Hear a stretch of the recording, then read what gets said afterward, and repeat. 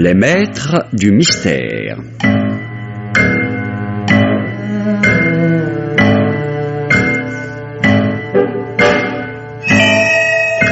Germaine Beaumont et Pierre Billard ont choisi pour vous ce soir La vie de Château, un film radiophonique de Jacques Fayet, avec par ordre d'entrée en ondes Maurice Chevitte, Michel Bouquet dans le rôle du commissaire, Jean Toulout, Laurence Weber, Philippe Mareuil, Jacqueline Rivière, Montcorbier, Geneviève Morel et Clément Béram.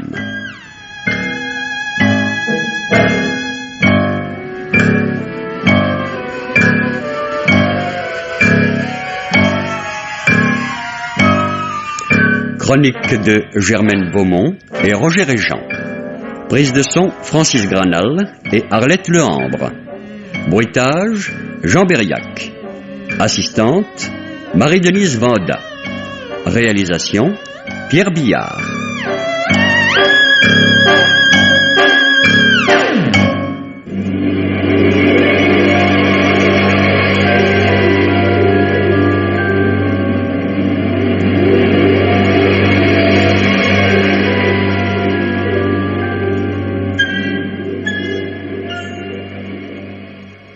Cette fois-ci, patron, ça y est, hein. C'est la vie de Château. Oh, le parc, la pièce d'eau, l'allée de peupliers, le jardin à la française. Puis, bonne table et bon whisky. Et un cadavre. Et... Ah oui. Ah oui. Ça, patron, c'est ce qu'il y a de moins bien. De moins bien, mais de plus important. C'est à cause de lui que nous sommes là. C'est vrai. Tu t'embourgeoises, Maxime. Ce petit week-end à la campagne ne te vaut rien. Que voulez-vous, patron? Dans notre métier, on n'a pas toujours l'occasion de toucher le luxe du bout du doigt. Alors, pour une fois, j'apprécie. Mais je pense tout de même au boulot. Tu as trouvé quelque chose? Oh, presque rien, patron. Dans la chambre de la victime, il y a de la porcelaine cassée. Alors j'ai ramassé ce petit bout-là, taché de sang.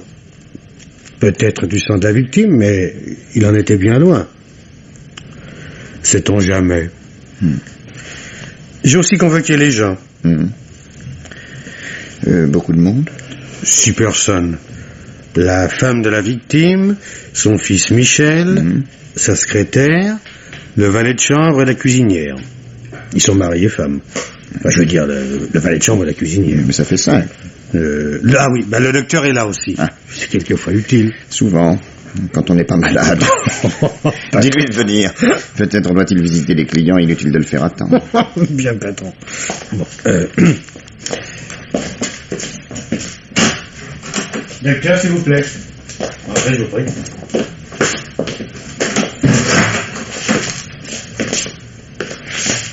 Bonjour, docteur. Bonjour, monsieur le commissaire. Mais asseyez-vous, docteur, je vous en prie. Merci. Monsieur le commissaire, vous voyez devant vous un homme étonné. Ah, que voulez-vous dire, docteur? Comme tout le monde, je lis les journaux et j'ai vu beaucoup de récits de crimes. À travers la presse, j'ai suivi jour après jour de multiples enquêtes et le visage des victimes et aussi de certains assassins, à force d'être exposés à ma vue en noir et blanc et en plusieurs exemplaires, finissait par m'être familier. Cependant, monsieur le commissaire, je ne les connaissais pas. Et je suivais leurs aventures comme un spectateur. Il n'y avait entre eux et moi aucune intimité. Je pensais, comme beaucoup de gens d'ailleurs, que ces choses arrivaient dans un certain monde, un certain milieu, mais que jamais elles ne me concerneraient. Et tout d'un coup, monsieur le commissaire, me voici mêlé à un crime odieux, atroce. Aussi, je vous dis, vous avez devant vous un homme étonné. Et navré, naturellement. Naturellement. Je voudrais savoir qui vous a averti de la mort de monsieur Théier. C'est Marie, par téléphone. Vers quelle heure? Vers 22h30 à peu près. J'avais dîné tard, je terminais à peine.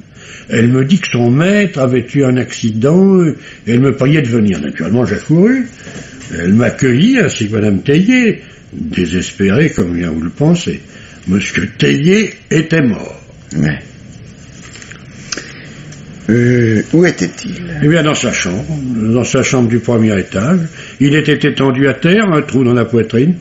Sans aucun doute possible, la mort a été instantanée. Je n'étais plus d'aucune utilité. Oui. Avez-vous pensé au suicide? Oui. Et il semblait qu'ainsi je me ralliais à l'opinion générale. Oui. C'est seulement en me retirant que j'ai compris que le suicide n'était pas la vraie solution. Mais comment cela? Eh bien, monsieur Tellier, je vous l'ai déjà dit, était étendu à terre.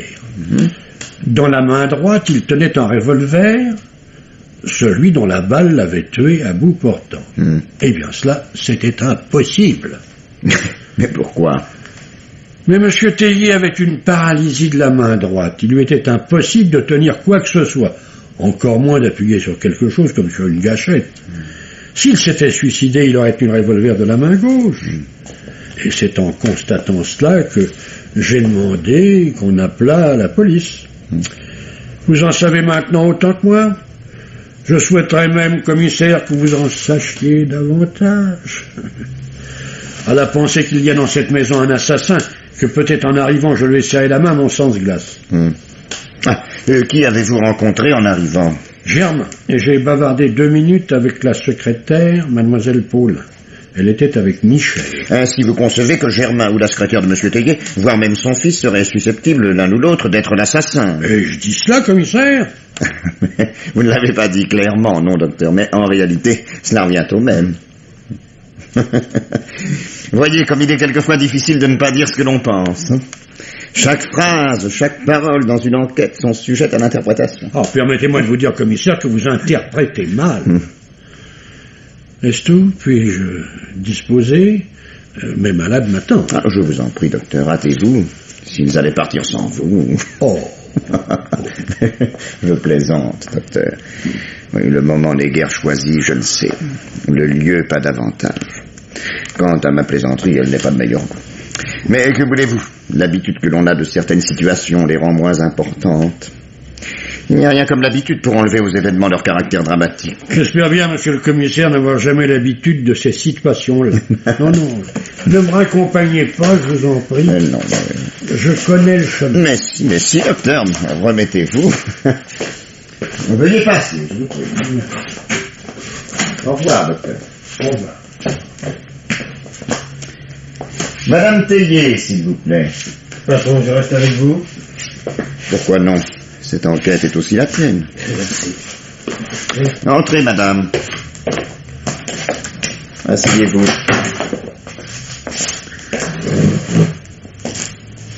Je sais, madame, combien il doit vous être pénible. Je vous en prie, commissaire. Vous n'avez pas à vous excuser, vous faites votre métier. Aussi, interrogez-moi, je vous écoute. Je voudrais, madame, que vous me disiez ce que vous savez. Je crains, commissaire, que cela soit bien court. Nous sommes arrivés hier, dans l'après-midi, pour passer le week-end dans cette maison, ce que nous faisons chaque semaine quand le temps nous le permet. Vous êtes arrivés en voiture? Oui. Il y avait mon mari, Michel, qui conduisait, la secrétaire et moi-même. Les domestiques viennent par le train. Nous étions ici à 5 heures. Mon mari est monté directement à sa chambre. Elle lui sert de bureau. Il y est resté avec sa secrétaire jusqu'à l'heure du dîner. Nous nous sommes mis à table à 8 heures. Quel métier exerçait votre mari? À vrai dire, de métier, il n'en avait pas. Il brassait des affaires. Les affaires des autres.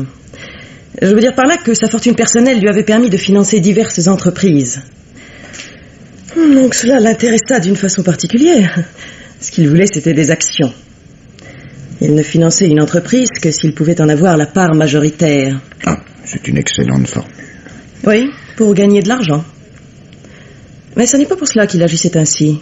C'était pour être le maître. La grande préoccupation de mon mari, monsieur le commissaire, se bornait à cela. Être le maître. Il ne lui suffisait pas de l'être chez lui. Mon second a visité ce matin en arrivant votre maison et... c'était obligatoire. Je n'ai rien dit, commissaire. Et une chose m'étonne. En effet, Il régnait un certain désordre dans la chambre de M. Théier.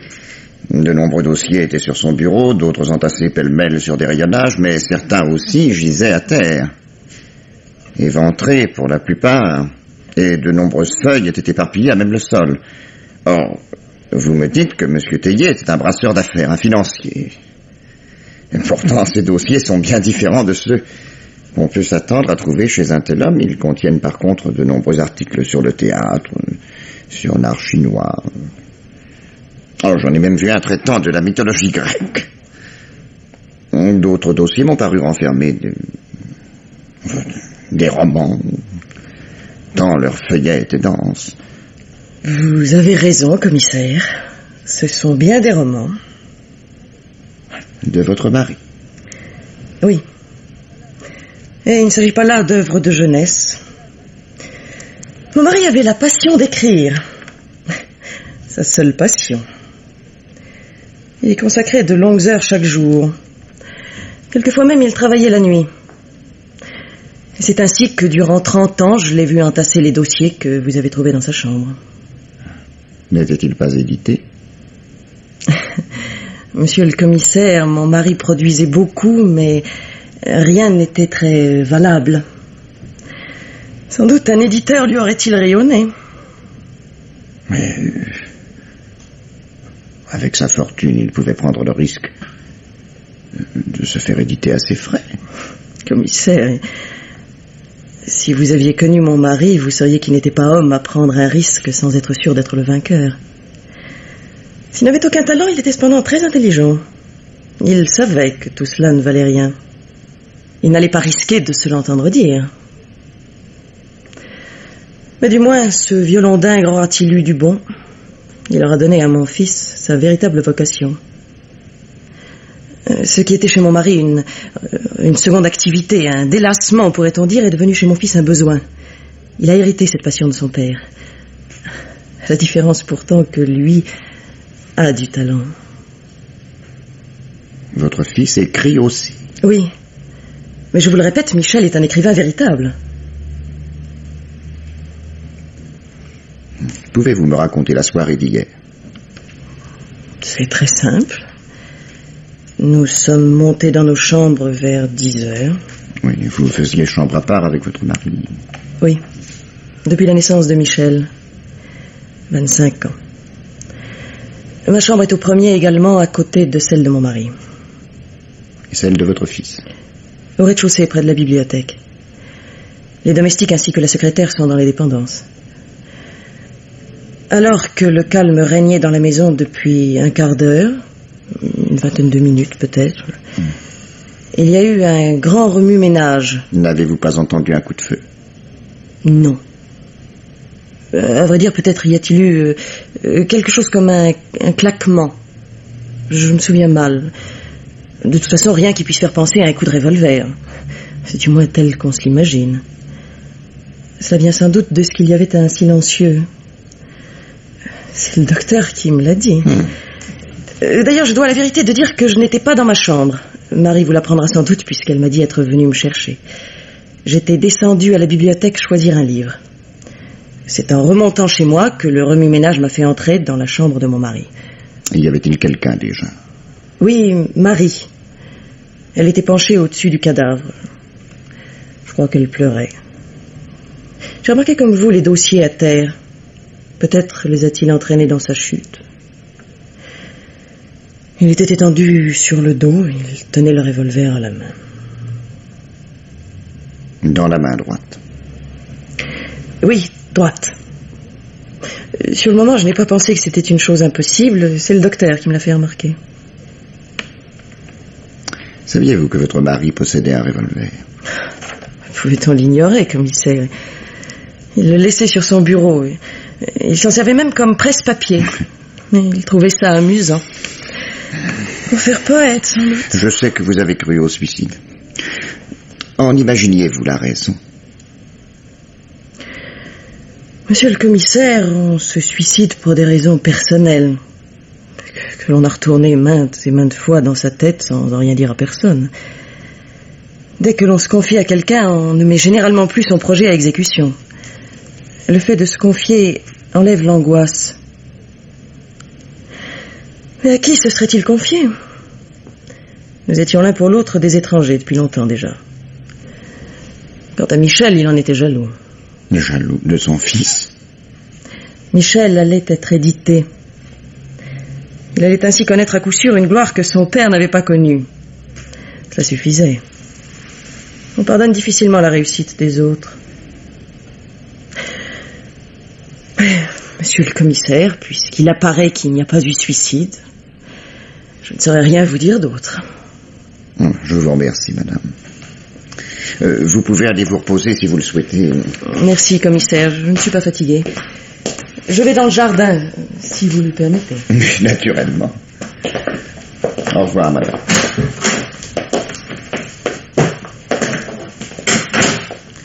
Alors, Maxime, quelle impression? Aucune, patron. Non, le moins qu'on puisse dire, c'est qu'elle a l'air d'une veuve satisfaite. En tout cas, on dirait jamais qu'elle a un fils de cet âge-là. Ah oui, c'est encore une belle femme. Ah si. Dommage qu'elle boite. À moins que ce soit ses chaussures qui la gênent. Pour être belle, il faut souffrir, alors, vous savez. Bon. À qui écoutez-vous maintenant, patron? Appelle Michel, le fils. Comme ça, nous en aurons fini avec la famille. Oui. Monsieur Théier, s'il vous plaît. Bonjour, monsieur. Asseyez-vous, je vous en prie. Non, c'est une fille, commissaire, merci. Comme vous voudrez. Vous comprendrez, monsieur, que malgré le désir que j'ai de vous laisser tranquille dans une telle situation, je suis obligé, pour mener mon enquête, de poursuivre des interrogatoires pénibles, mais nécessaires. Oui, je le comprends très bien, commissaire. Je suis à votre disposition. Merci. D'ailleurs, cet interrogatoire est additionnel et il pourrait ne comporter qu'une question unique. Que savez-vous? Rien. Ah.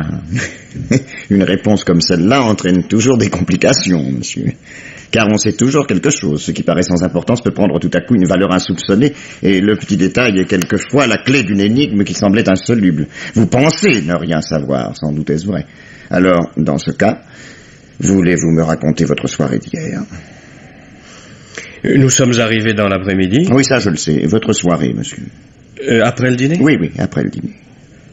Mon père est monté dans sa chambre. Ma mère, mademoiselle Paulin et moi-même sommes restés un moment dans la bibliothèque. Là où nous sommes actuellement. Nous avons joué au rami. Vers 10h, nous nous sommes dit bonsoir, et chacun rejoint sa chambre. Ma mère au premier, mademoiselle Paulin dans le pavillon des dépendances, et moi dans la chambre à côté de cette pièce. Avez-vous entendu du bruit? À vrai dire, commissaire, au moment où le drame a dû se passer, je n'étais pas dans ma chambre. J'aime fumer une cigarette avant de me coucher, je suis allé la fumer dans le jardin. C'est là que Germain m'a prévenu. Ensuite? Mais ensuite, je suis monté, naturellement. Et j'ai trouvé mon père, étendu, du sang sur sa poitrine, et tenant un revolver dans une main. La main droite? Oui. Ça ne vous a pas paru étrange, alors qu'il était paralysé de cette main? Je dois dire, commissaire, que dans l'affolement, je n'ai pas pensé à cela. Personne, d'ailleurs. Même le docteur, qui pourtant soigne mon père lorsque nous sommes ici, n'y a pas pensé immédiatement. Vous saviez que votre père possédait un revolver?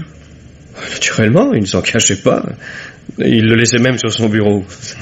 C'est une manie comme une autre. Qu'avez-vous pensé sur le moment? Mais qu'il s'était suicidé. Pouvais-je croire autre chose? Avez-vous une raison de penser que votre père était homme à se suicider? Aucune raison particulière, non. Seulement, je n'imagine pas non plus la raison pour laquelle on l'aurait assassiné.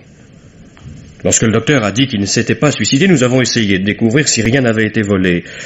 Apparemment, rien. Connaissiez-vous des ennemis à votre père? Non. Je ne lui connaissais pas d'amis non plus, d'ailleurs. Il était assez difficile à vivre. Vous vous entendiez bien?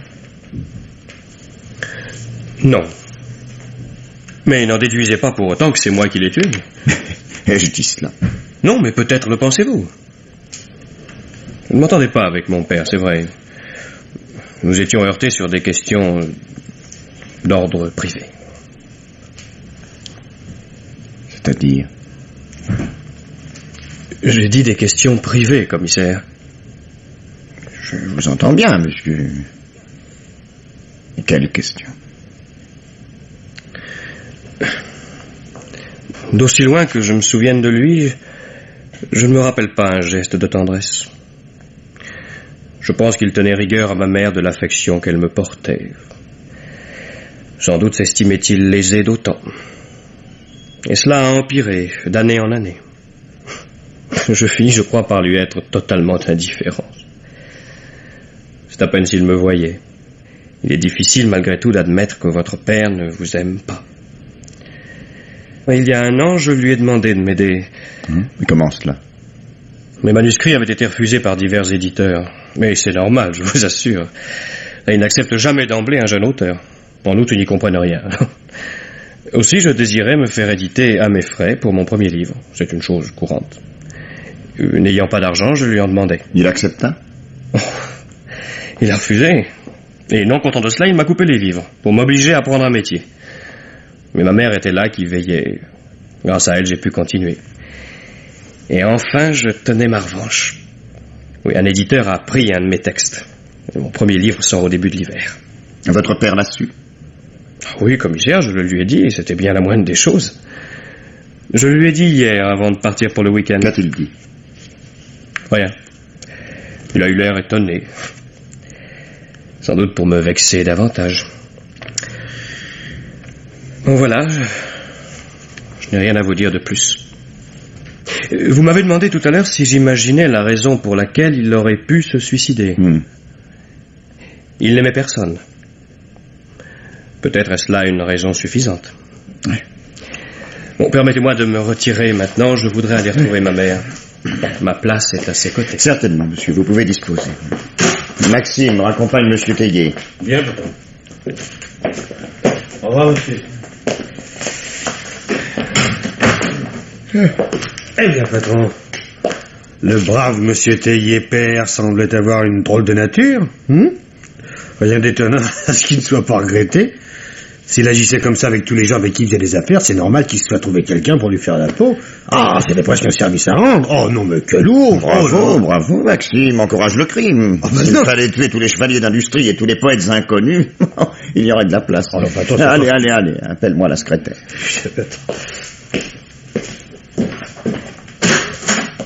Mademoiselle, s'il vous plaît. Monsieur le commissaire voudrait vous parler. Bonjour, mademoiselle. Bonjour, monsieur le commissaire. Je ne pense pas vous être utile à grand-chose. Sait-on jamais, mademoiselle. Et que savez-vous du drame? Ce que vous en savez sans doute vous-même, commissaire. Après le dîner, nous avons fait une partie de rami avec madame Tellier et Michel. Enfin, je veux dire avec monsieur Tellier. Après quoi, nous sommes allés nous coucher. Il devait être 10 heures. En quoi consistait votre travail? Je faisais le secrétariat de monsieur Tellier. Il brassait de nombreuses affaires. Cela nécessitait du courrier, des comptes. Monsieur Tellier écrivait également, sans doute. Deviez-vous l'aider dans cette besogne? Oui. Il était paralysé de la main droite. Aussi, je prenais en sténo ce qu'il me dictait et je le tapais à la machine ensuite. Que pensez-vous de ses œuvres, mademoiselle? Que voulez-vous que j'en pense, commissaire? J'étais payé pour les mettre au propre, non pour les juger. Cependant, je crois que si elles avaient eu quelque valeur, elles auraient été éditées. Monsieur Michel Tellier écrivait également. Oui. Son travail était-il supérieur à celui de son père? Oh, aucun doute. Le fils a un talent que ne possédait pas le père. Pourtant, il n'est pas édité non plus. Mais il le sera au début de l'hiver. Puis sa carrière commence à peine. Si monsieur Tellier avait voulu l'aider, il aurait déjà fait un chemin considérable. Mais de cela, il était incapable. Il s'intéressait trop à lui pour penser aux autres. Même à son propre fils. Qui vous a averti du drame? Germain. Il vous a trouvé dans votre chambre? Non. La soirée était belle. J'étais allée me promener dans le parc avant de me coucher. Seul? C'est-à-dire que j'ai rencontré Michel, monsieur Tellier. Bien. Bien. Je vous remercie, mademoiselle. Bien. Encore une question, cependant. Avant le dîner, vous avez travaillé avec monsieur Tellier. Qu'avez-vous fait?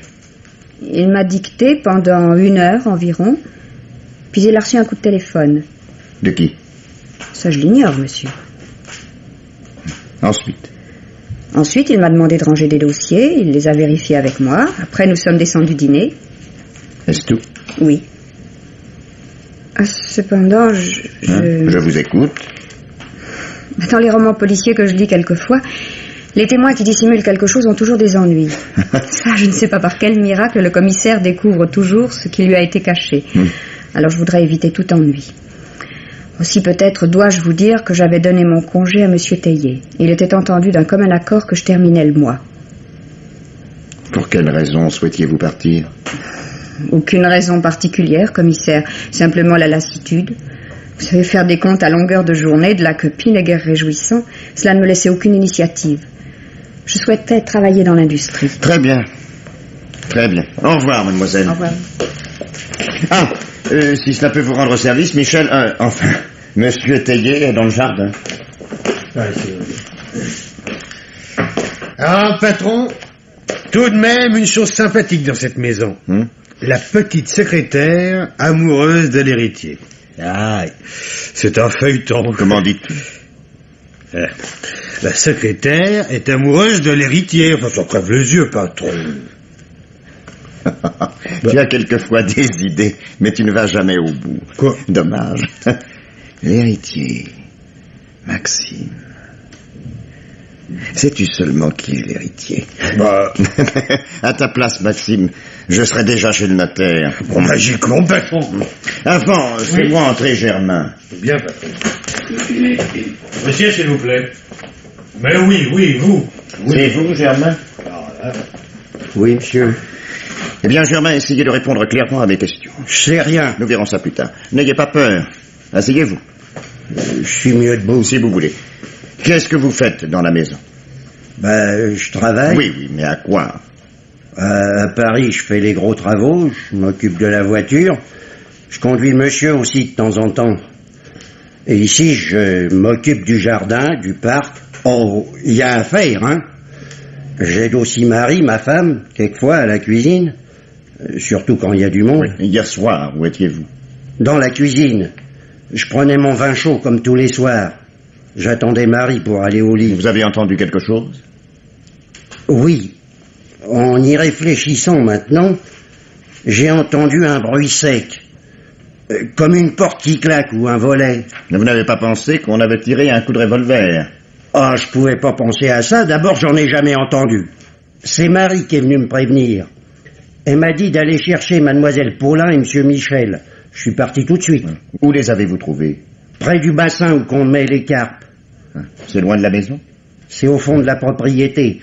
Et monsieur le commissaire peut voir, pour une propriété, c'est une propriété, hein. C'est même la plus grande de la région. C'est un ancien château. Oui, je sais, oui. Pour aller au bassin, il faut traverser le jardin, en contournant les massifs, bien sûr, à cause des fleurs. Puis après, il y a le parc. Oui, combien de temps pour y aller? Oh, un quart d'heure, hein, ou 10 minutes en courant. Monsieur Michel était seul quand vous l'avez trouvé? Ah non. Non, il était avec mademoiselle Paulin. Comment les avez-vous trouvés? Oh, monsieur le commissaire, c'est difficile à dire. Ils étaient dans l'herbe. Oui, mais ce n'est pas ça que je vous demande. Je comprends pas. Étaient-ils essoufflés? Avaient-ils l'air d'avoir couru? Oh non, ça non. Ils avaient l'air bien calmes. Enfin, si j'ose dire. Monsieur le commissaire voit bien, quoi. Vous avez mis du temps à remonter au château? 10 minutes, peut-être. On a couru. On pouvait plus respirer. Le docteur était déjà là, lui. Vous aimiez monsieur Tellier? Je l'aimais, hein, comme ça, quoi. Il était dur dans le service, mais il payait bien. Alors, bon. Vous pouvez partir. Dites à Marie de venir. Hein. Oh, faut pas la bousculer, monsieur le commissaire. Elle est plus toute jeune, et puis ça y en a fichu un coup. Hein.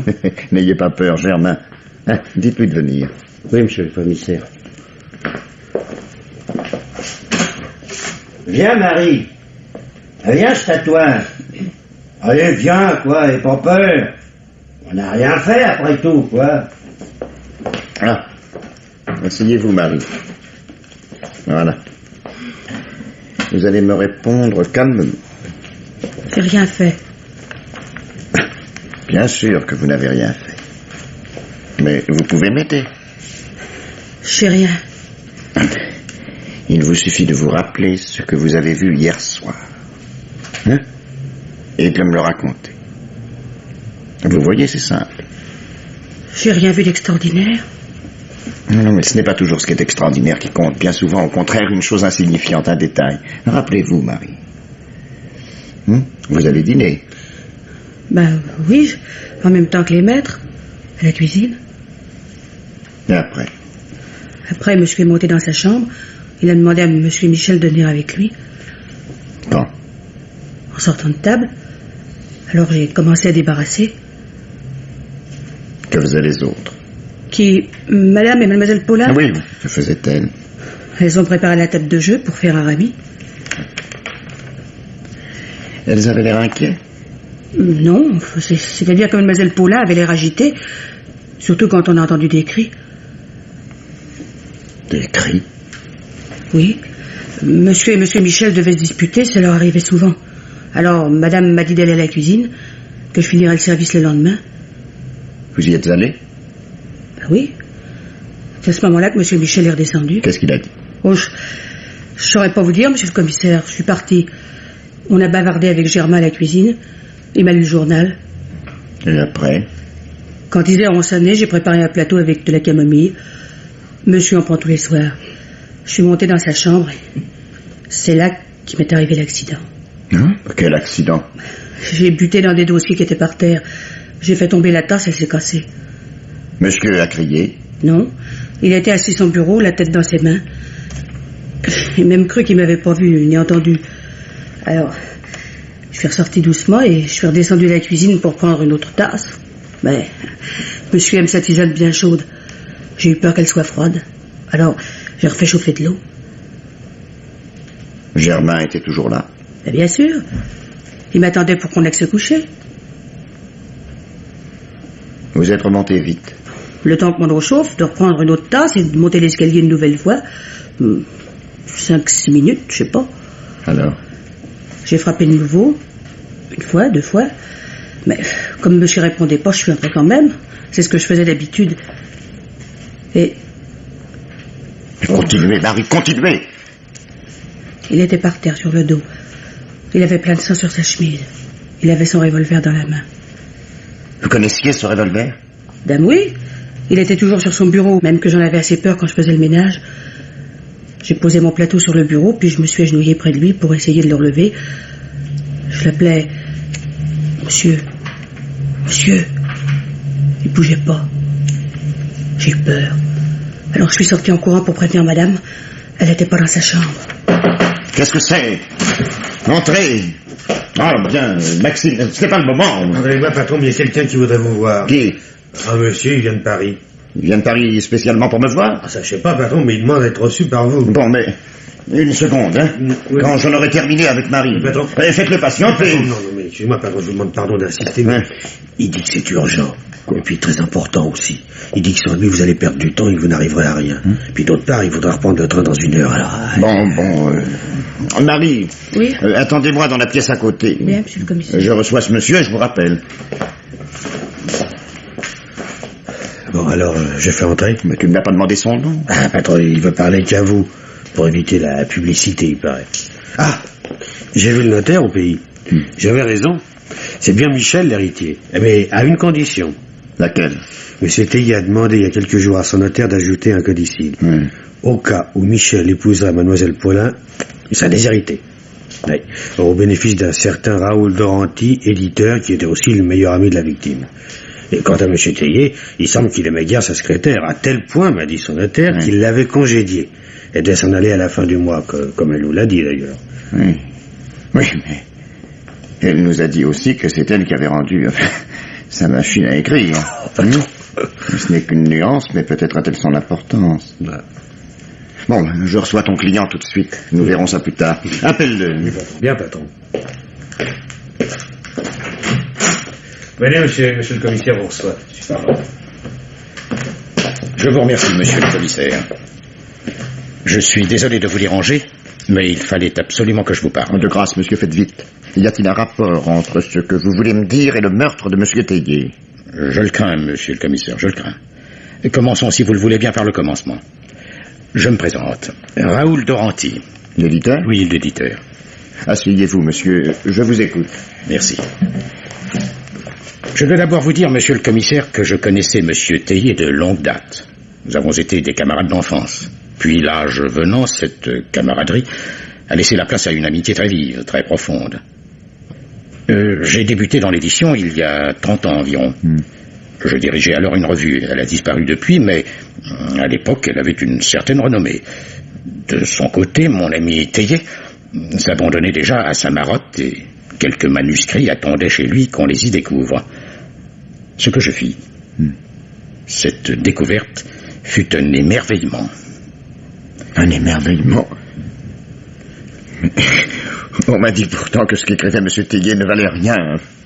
Monsieur le commissaire, on veut bien m'accorder, et c'est sans doute ce qui a fait ma fortune, le don de découvrir les auteurs.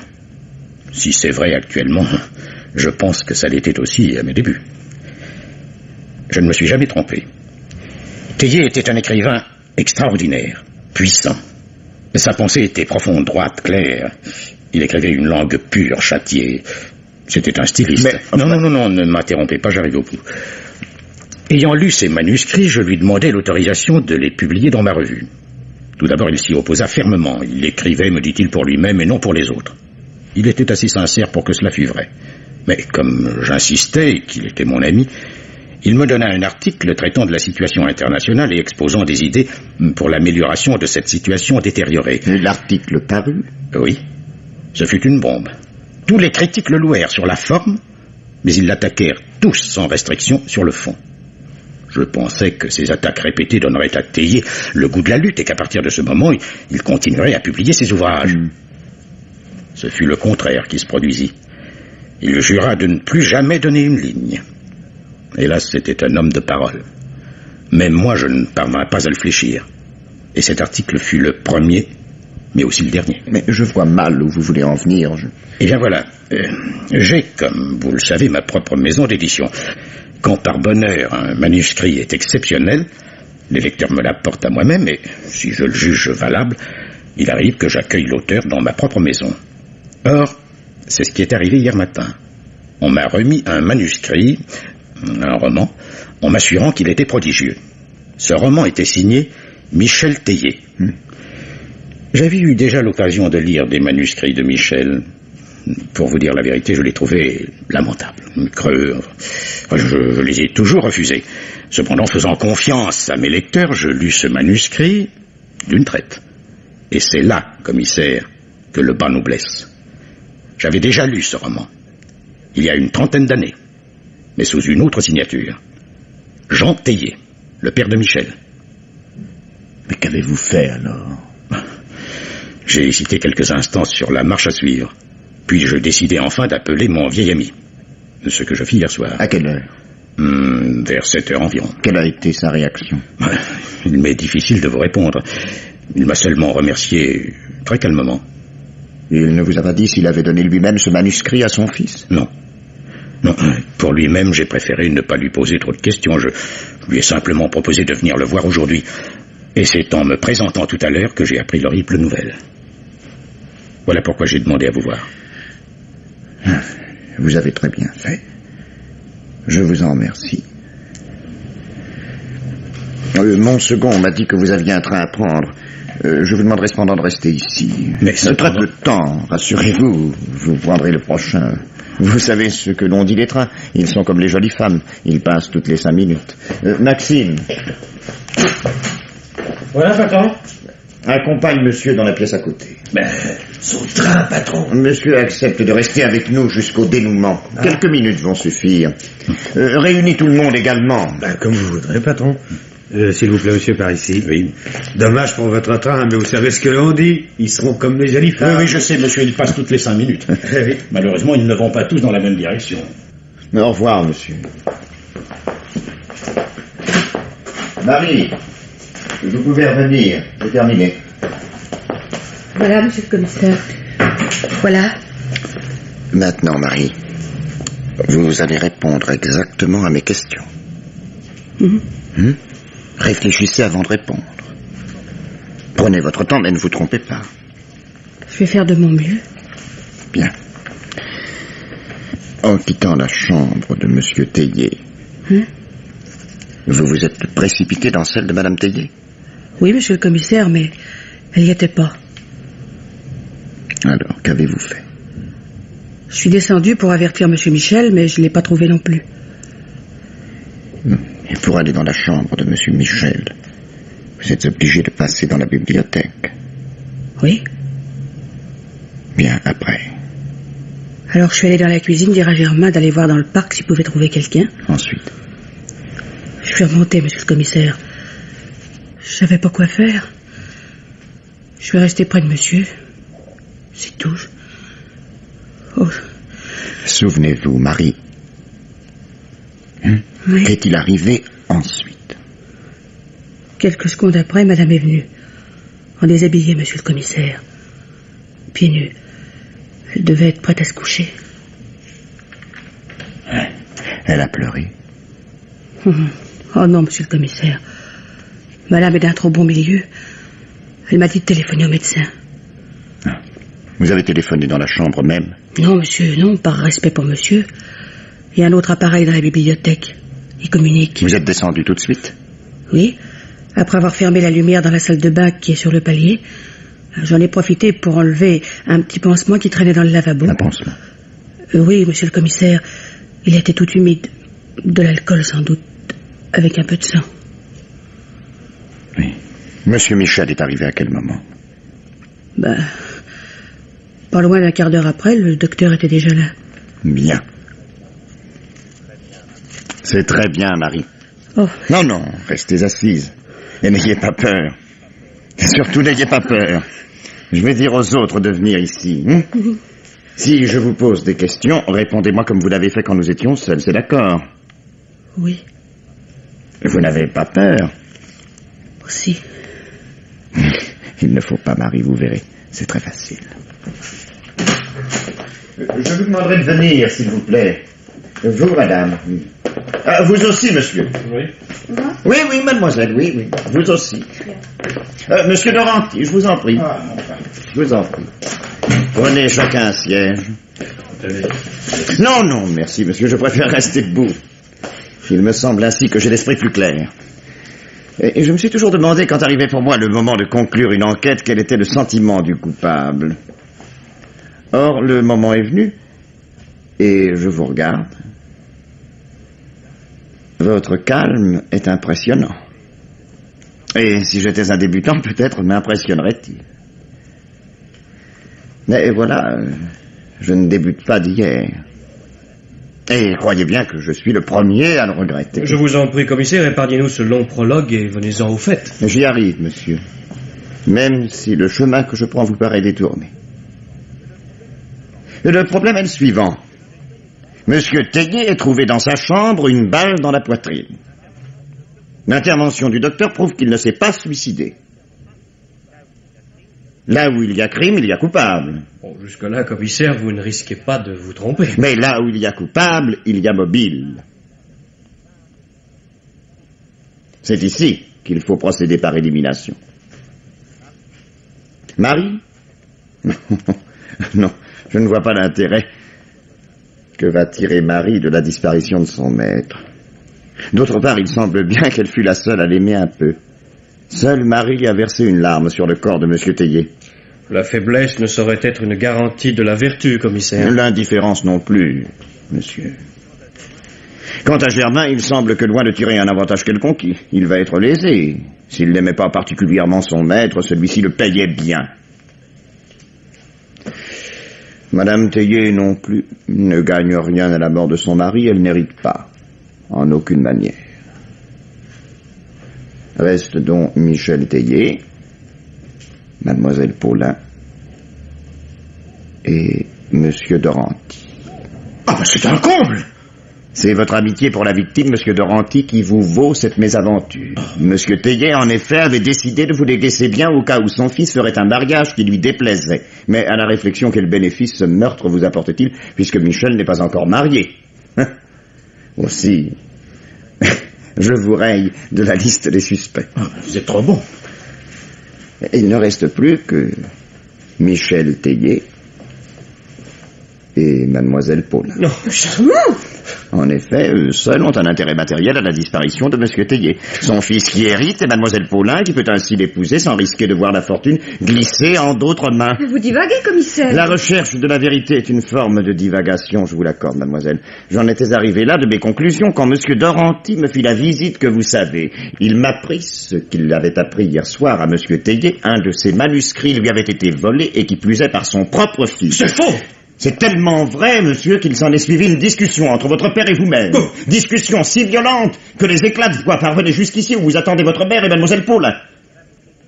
Madame Théier a d'ailleurs pris soin de renvoyer Marie dans sa cuisine. Si j'avais craint quoi que ce soit qui pût gêner mon fils, j'aurais également éloigné mademoiselle Paulin. Non, non, car il vous importait peu qu'elle sache. Ses propres déclarations et celles de Germain m'ont laissé comprendre que leur relation était, disons, si vous voulez, suffisamment intime. Ne me dites pas, madame, que vous l'ignoriez. Une mère est toujours avertie de ces choses-là. Elle l'est souvent avant que les intéressés eux-mêmes en soient conscients. Comme il vous paraît facile, commissaire, de deviner le sentiment des gens. Oh, madame, ce n'est ni facile, ni agréable. Comme ça ne m'est ni facile, ni agréable de vous arrêter pour le meurtre de votre mari. Vous êtes fou, commissaire. Quel mobile m'aurait poussé? L'amour, madame. L'amour maternel qui avait pris le pas sur l'amour tout court. Et que votre mari avait fini par haïr. Mais quelle preuve, commissaire? Quelle preuve? Vous avez dit vous-même que ma mère ne gagnait rien à la mort de mon père. C'est exact. Elle ne gagne rien. C'est même à cause de cela, madame, que ma tâche est aujourd'hui pénible. Ce n'est pas l'intérêt qui vous a dicté votre geste, mais l'instinct. Averti du danger qui menaçait votre fils et qui risquait ainsi de briser sa chère carrière, vous décidez de le défendre. Vous tuez votre mari. Dans votre précipitation, vous placez le revolver dans sa main droite alors que cette main était atteinte de paralysie. Vous n'aviez pas prémédité votre geste, d'où cette erreur. Mais cette erreur ne vous aurait peut-être pas perdu, vous, si Marie n'avait cassé une tasse. N'est-ce pas, Marie? Vous vous blessez au pied avec un des morceaux. Ah, patron, voilà pourquoi madame boitait. Oui, Maxime, tout à l'heure. Oui, excusez-moi, patron, excusez-moi. Vite, vous allez dans la salle de bain. Vous essuyez votre plaie avec un pansement. Et quand Marie est de nouveau dans la chambre, vous la rejoignez sans éteindre la lumière et en laissant dans le lavabo ce pansement imbibé d'alcool. C'est ce pansement qui vous a trahi. Et aussi votre mensonge. Si vous aviez été dans la bibliothèque comme vous m'avez dit y être, Marie vous y aurait trouvé en allant chercher votre fils, puisqu'il faut la traverser pour aller dans sa chambre. Vous m'avez dit, monsieur Théier, que votre place était à côté de votre mère. Elle le serait, en effet. Allez. Maxime, tu feras le nécessaire. Bon, patron. Je rentre à Paris. J'en ai assez de cette vie de château.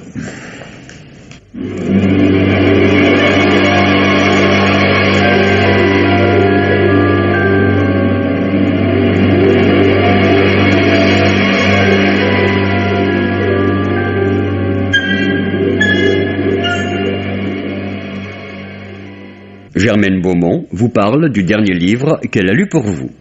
Qui, parmi les lecteurs fidèles de la série Noire, ne se souvient de cette manière de chef-d'œuvre intitulée La Reine des Pommes, qui avait pour auteur Chester Himes? Voici de nouveau Chester Himes avec un roman aussi prestigieux que La Reine des Pommes. Il a pour titre Imbroglio Negro. Imbroglio Negro se passe à Harlem dans un milieu assez spécial que l'art de Chester Himes décrit avec une extravagante précision. L'humour, la rapidité, on ne sait quoi de véhément et de saugrenu dans la narration rappellent les romans picaresques d'autrefois avec leurs rebondissements plus effarants les uns que les autres et leur mélange de drame et de farce. Car bien entendu, cette énorme farce est un drame.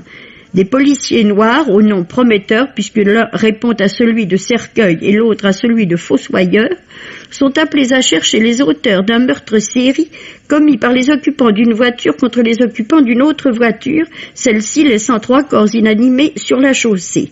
L'un des corps étant celui d'un homme politique dont les activités s'étendent au quartier nègre.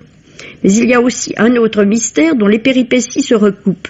Une autre voiture a traversé le champ de vision des habitants du quartier, un du moins. C'est une Cadillac en or massif, disons peinte en or, promenant une certaine demoiselle Sassafras aux côtés d'un matelot coiffé à la DV Croquette. Cette voiture avait heurté une vieille femme, mais apparemment sans la tuer puisqu'elle avait pu se relever. Mais une autre voiture survenant à toute vitesse l'avait projetée dans les airs et tuée définitivement. Ajoutons que cette vieille femme n'était pas une vieille femme du tout. Mais quand un roman porte dans son titre le mot imbroglio, c'est dire d'avance qu'il sera difficile à résumer. Contentons-nous de rappeler ses qualités de verve et son originalité. Imbroglio Negro est publié dans la série noire Gallimard. Roger Régent vous parle du dernier film qu'il a vu. Dracula est l'un de ces personnages imaginaires, semblables à Tarzan ou à Frankenstein, à qui l'on peut prêter éternellement 1000 aventures. Voici donc aujourd'hui Les Maîtresses de Dracula. C'est un film débordant de suspense, de mystère et d'effets terrifiants. L'action se passe presque entièrement dans un vieux manoir d'Europe centrale, le château de la baronne Münster. Une jeune institutrice française, Marianne Daniel, rejoignant son poste dans un collège de la région, doit passer la nuit dans cette sinistre demeure. Elle découvre bientôt que le fils de la baronne est retenu prisonnier par sa mère. Marianne le délivre, vous avez déjà deviné que c'est surtout parce qu'il est très beau garçon, et l'on retrouve bientôt la baronne morte dans son fauteuil. En réalité, la pauvre petite institutrice est tombée chez des vampires. Cela rappelle évidemment beaucoup Et mourir de plaisir, mais le metteur en scène anglais, Terence Fisher, n'a pas le mordant, sans jeu de mots, de Roger Vadim. Les Maîtresses de Dracula relèvent plutôt du grand guignol, et pas du meilleur. Les quelques instants poétiques que l'on trouvait dans Et mourir de plaisir, on les chercherait en vain ici où les ficelles sont grosses. Le réalisateur semble avoir dévalisé le magasin d'accessoires du studio, rayon spectacle d'épouvante. Il y a toutefois de beaux effets de couleurs, comme dans tous les films anglais. L'interprétation est honorable, mais un peu terne, avec Peter Cushing dans le rôle du médecin Van Helsing et de notre compatriote Yvonne Monlaur qui joue Marianne. Martita Hunt, la baronne, a plus d'accent et de relief. Quant à la chauve-souris qui vole d'une gorge à l'autre, elle est vraiment très empaillée.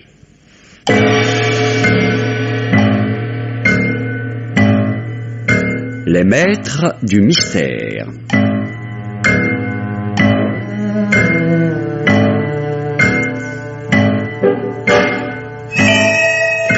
Germaine Beaumont et Pierre Billard ont choisi pour vous ce soir La vie de Château, un film radiophonique de Jacques Fayet, avec par ordre d'entrée en ondes Maurice Chevitte, Michel Bouquet dans le rôle du commissaire, Jean Toulout, Laurence Weber, Philippe Mareuil, Jacqueline Rivière, Montcorbier, Geneviève Morel et Clément Béram.